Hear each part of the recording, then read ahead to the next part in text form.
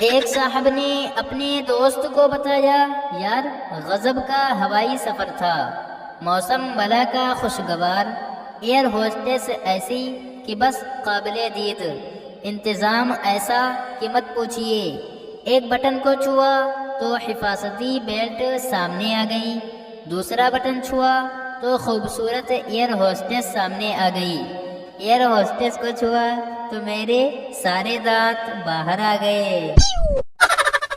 ایک صاحب نے دوسرے صاحب سے کہا، بڑی خوشی ہوئی آپ سے مل کر، ویسے آپ کرتے کیا ہیں؟ دوسرے صاحب نے کہا، جی میں کیپٹن ہوں۔ پہلے صاحب بولے، ماشاء اللہ، پھر تو آپ میرے بچوں کے آئیڈیل ہوئے، یہ تو بتائیں کمیشن کب ملا آپ کو؟ دوسرے صاحب نے کہا، او صاحب کمیشن کہاں ملا، کمیشن تو دینا پڑا۔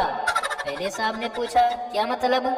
دوسرے صاحب نے کہا، مطلب یہ کہ سلیکشن کمیٹی کو کمیشن دے کر ہی تو اپنے شہر کی کبڈی کا کیپٹن بنا ہو۔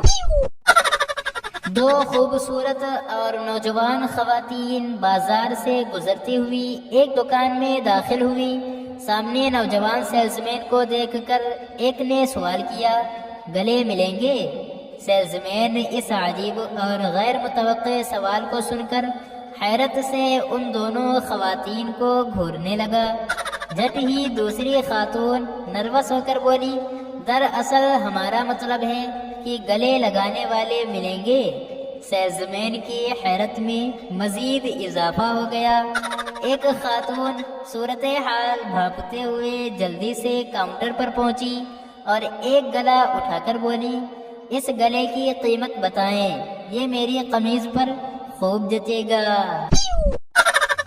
ہسپتال میں ایک بہت موٹے زخمی آدمی نے آنکھیں کھولتے ہوئے کہا، میں نے تو موٹاپے سے تنگ آ کر 8ویں منزل سے چھلانگ لگا کر خودکشی کرنے کی کوشش کی تھی، کیا میں ابھی تک زندہ ہوں؟ قریب کھڑی ہوئی نرس نے جواب دیا، جی ہاں آپ زندہ ہیں، مگر وہ 4 آدمی مر گئے جن کے اوپر آپ گرے تھے۔ افسر نے ملازم سے پوچھا، تمہارا نام؟ ملازم بولا، روشن۔ افسر نے پوچھا، والد کا نام؟ ملازم بولا، چراغ۔ افسر نے پوچھا، بیٹے کا نام؟ ملازم بولا، بجلی۔ افسر نے پوچھا، بیٹی کا نام؟ ملازم بولا، شمع۔ افسر مسکراتے ہوئے بولا، تم سب ایک ہی نام کیوں نہیں رکھ لیتے؟ ملازم نے کہا، وہ کیا سر؟ افسر بولا، بجلی گھر۔